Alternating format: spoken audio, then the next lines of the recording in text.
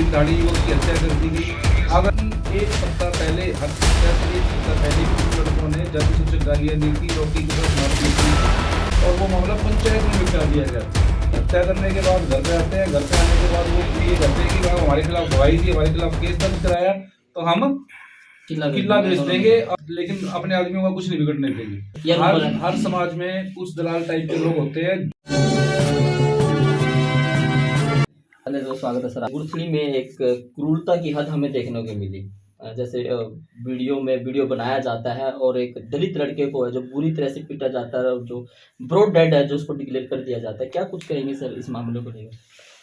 देखिए, आप लोगों के माध्यम से ही हमें सोशल मीडिया पर इस तरह की खबर मिली थी कि नरवाना के गांव गुरथली में एक एससी समाज के युवक को दिन दहाड़े गली में डालकर और एक खास बिरादरी के जो युवक थे उन लोगों ने लाठी डंडों लोहे की रॉडों से बुरी तरह पीटा है और उस बाद में उस मार पिटाई की वीडियो भी वायरल हुई है। और उस वीडियो को देखकर इंसानियत जो है वो तार तार हो जाती है कि किस तरह से दिन दहाड़े उसको मार रहे हैं और आसपास भी लोग जरूर होंगे वहाँ पर और किसी ने भी उसको बचाने की कोशिश नहीं की।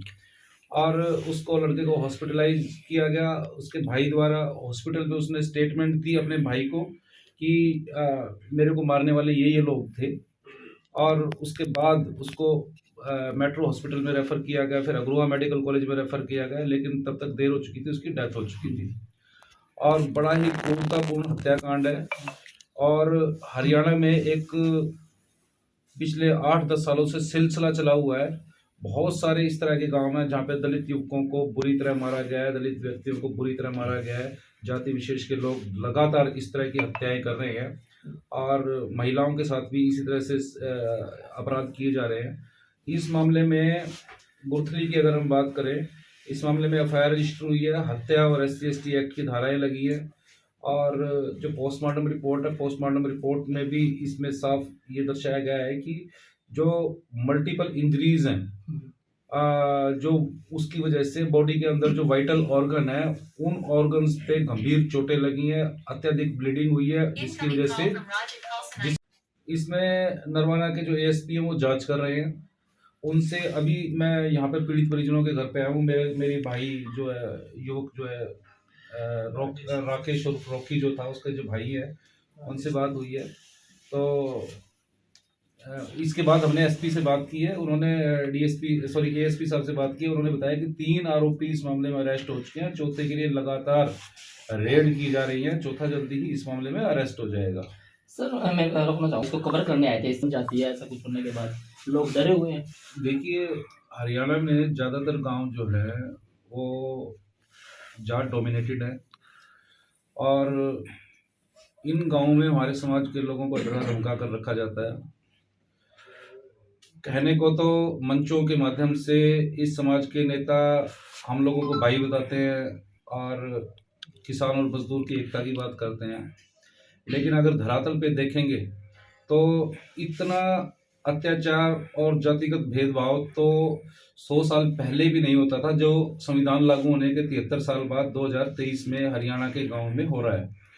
और इतना अमानवीय व्यवहार हमारे समाज के लोगों के साथ हो रहा है और हम अलग अलग मंचों के माध्यम से हमारे समाज के लोगों को लगातार जागरूक करने का काम करते हैं और ये इनको बताते हैं केवल संविधान आपके हक में, एक संविधान बाबा साहब बना के SC/ST एक्ट आपके फेवर में, केवल कागजों से कानूनों से आपकी रक्षा नहीं होने वाली है, आपको अपनी रक्षा खुद भी करनी पड़ेगी।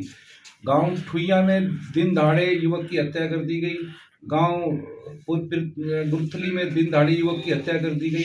अगर 2-4 भी हमारे समाज के लोग अगर इनिशिएटिव ले लेते, उन लड़कों को रोक देते, तो आज इस लड़के की जान बच जाती। तो बात यहीं पे खत्म नहीं होती। बात इसके बाद भी जो लोग इस हत्या के प्रत्यक्षदर्शी हैं, हमारे समाज के लोग, वो भी पुलिस के सामने बयान देने से कतरा रहे हैं। तो इस तरह से न्याय कैसे मिलेगा? जुडिशरी जो है, न्यायपालिका जो है, पुलिस इन्वेस्टिगेटिंग एजेंसी जो है, वो सबूतों के आधार पे काम करती है, गवाहों के आधार पे काम करती है। जब पीड़ित परिवार या पीड़ित समाज के लोग सच्चाई बयान नहीं करेंगे अदालत के सामने, पुलिस के सामने, जांच एजेंसी के सामने, तो किस तरह से मजबूत केस तैयार होगा? और कुछ पुलिस इस तरह की है हमारे हरियाणा की कि सच्चाई होने के बावजूद भी, सच्चाई आने के बावजूद भी केस में जानबूझ के इस तरह की कमियां छोड़ती है ताकि at the time of trial उसका फायदा मुलजिमों को मिल सके। सर उनकी सिस्टर ने बयान दिया, आज तो जमीन है किला बेच देंगे और हमने मार दिया, हमारा क्या बिगाड़ लोगे, ऐसा उनकी बहन ने जो बयान दिया है हमारी वीडियो में। सर देखिए, मैंने अभी बातचीत की है और एफआईआर को पढ़ने से भी मेरे को पता चला है कि एक सप्ताह पहले, हत्या से एक सप्ताह पहले भी उन लड़कों ने जाति सूचक गालियां दी थी, रॉकी के साथ मारपीट की थी और वो मामला पंचायत में निपटा दिया गया था।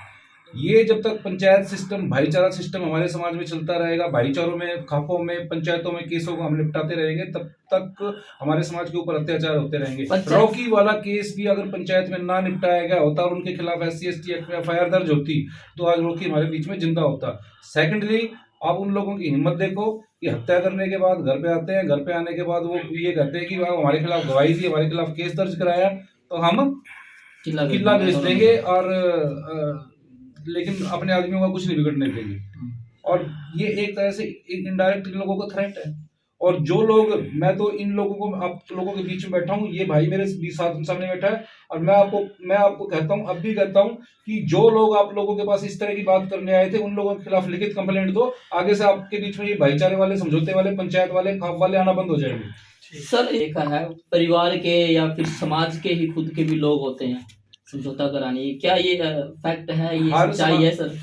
हर समाज में कुछ दलाल टाइप के लोग होते हैं जो पूंजीपतियों, बड़ी जातियों, पुलिस अधिकारियों, प्रशासनिक अधिकारियों को पानी मारने का काम करते हैं, नंबर बना। इस बात से उनको कुछ ज्यादा लंबा चौड़ा हासिल नहीं होता है, लेकिन फिर भी वो इस तरह की दलाली करके समाज का बहुत मोटा बड़ा नुकसान करते हैं। और इनके केस में भी आप लोगों के माध्यम से मुझे पता चला कि जब लड़का की जब 174 की कार्रवाई हो रही थी सिविल अस्पताल नरवाना में, तब भी उन लोगों ने बीच में इंटरफेयर करने का काम किया। आप लोगों को पुलिस से बात नहीं करने दी, पीड़ित परिवार को पुलिस से बात नहीं करने दी और सही बयान जो है पुलिस के सामने इन लोगों ने नहीं दर्ज कराने दिए। ऐसे लोगों की आइडेंटिफिकेशन बहुत ज्यादा जरूरी है, ऐसे लोगों के चेहरे समाज के सामने आने बहुत जरूरी है जो नारा जय भीम का लगाते हैं लेकिन अंदर से उन लोगों के एजेंट होते हैं और पीड़ित परिवार के ऊपर एक तरह से समझौता का दबाव बनाने का काम करते हैं। ऐसे लोगों की आइडेंटिफिकेशन होनी चाहिए और ऐसे लोगों को हम लोगों को बिल्कुल भी प्रमोट नहीं करना चाहिए। लोग हैं सर, परिवार को जो डर का माहौल भी बना हुआ है, क्या कुछ हेल्प दिलवाई जाएगी और केस कौन लड़ेगा क्योंकि गरीब परिवार है सर?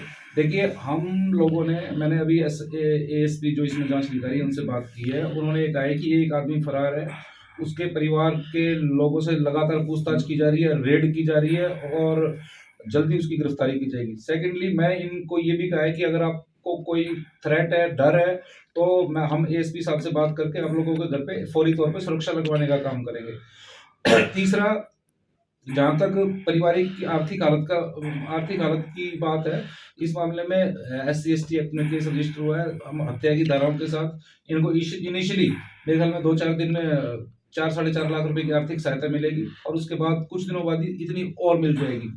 तो ये SC/ST एक्ट में अमेंडमेंट हुआ था, पीड़ित परिवार को सहायता देने का जो एक कानून शुरू किया गया था, इसलिए किया था हमारे लोगों के पास केस लड़ने के लिए और रिहेबिलिटेशन के लिए कुछ नहीं होता है। तो ये इसीलिए सेंट्रल गवर्नमेंट की स्कीम आई थी कि ताकि ये आर्थिक रूप से भी संपन्न होकर और अपना केस मजबूती से लड़ सके और अंजाम तक पहुंच सके। और मेरी इन लोगों से भी अपील है कि इस मामले में कतई भी गांव के दबाव में, पंचायत के दबाव में, खापों के दबाव में, दलालों के दबाव में बिल्कुल समझौते की तरफ मत जाएं और इसमें ईमानदारी से केस लड़े और जो आरोपी हैं उनको सजा कराने का काम। कंसल साहब, एक जैसे ये जो घटना हुई है, ये घटना फिल्मी स्टाइल में हुई है, बकायदा इंस्टाग्राम पर वीडियो बनाकर लाइव, तब ये घटना को अंजाम दिया गया। ये जो चेहरा, आप किस तरह से देखते इस घटना को जो लाइव वीडियो में बनाया फिल्मी स्टाइल में? देखिए, जो सोशल मीडिया है इसके अगर कुछ सकारात्मक प्रभाव है तो नकारात्मक भी है। और जो आजकल फिल्में आ रही हैं, जो आजकल यूट्यूब पे वीडियोस आ रही है, जो क्रिमिनल आधार पर मूवीज बन रही हैं, उन सब का असर जो है, जो आपराधिक गतिविधियों वाले लड़के हैं वो उनसे इसी तरह की चीजें सीखने का काम करते हैं, इंस्पायर हो रहे हैं और उसी से इंस्पायर होकर लाइव करके उन्होंने इस हत्या को अंजाम दिया है। तो एक तरह से उन्होंने अपने खिलाफ एविडेंस ही कलेक्ट किया है।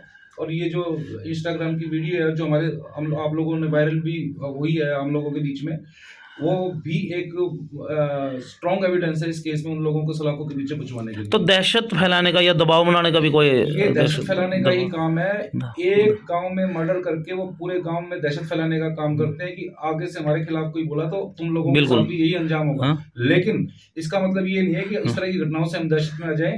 अगर एक गांव के पूरे ऐसी समाज के लोग एकजुट होकर इकट्ठा हो जाएं तो उनकी इतनी दुकान नहीं है, इतनी उनकी औकात नहीं है कि आप लोगों को कोर्ट में जाने से रोक सकें, पुलिस में जाने से रोक ठीक सकें, है। केस दर्ज कराने से रोक सकें। ओके, ठीक है सर, जी। Thank you.